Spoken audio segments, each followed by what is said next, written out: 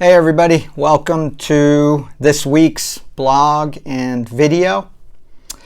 I'm going to continue to focus on the number one bullet point in the 10 things that I quit that made a huge difference in my life. And the first one is I quit trying to change people and accepted it was me that needed change. So years ago, I was way more reactive than I am today. And I will say, if you really knew me, you might say, how could you be more reactive then than you are today? Because I can still be pretty reactive if I'm not careful.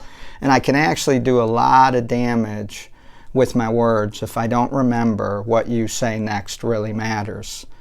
So I'm continually practicing what I learned. And I want to point out that I did say practice because I don't always get it right. As a matter of fact, if you knew how much I got it wrong, you may decide not to listen to these videos. But now that we've gotten my messy life out there, let me talk about this week's lesson.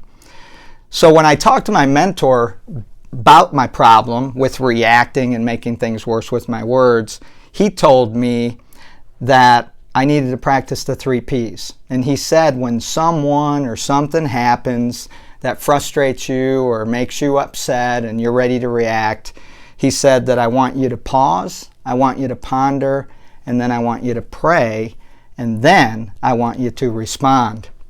And I remember my first thought after he told me this was, I'm never going to be talking because I'm always going to be pausing, pondering, and praying because everything frustrates me or irritates me.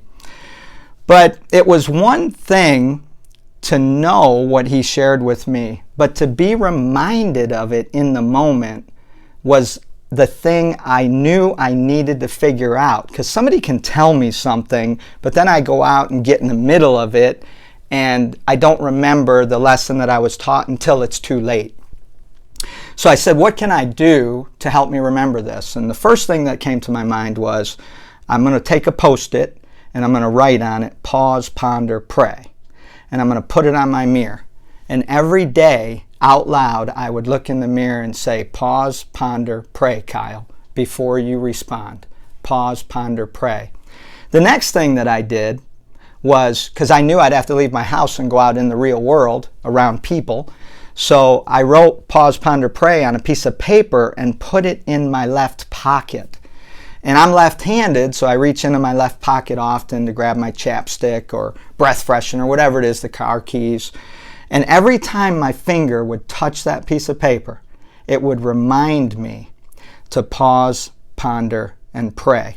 So it took some time, but eventually, I like to say it like this, it was tattooed to my brain. And I started remembering, without the piece of paper, without the Post-it, to pause, ponder, and pray. Now there is one thing that was on my heart to share today, was the part about the praying.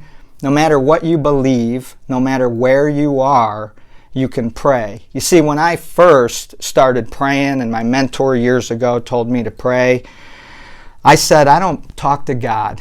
He killed my son.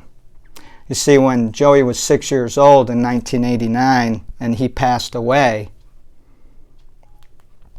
I was angry at God.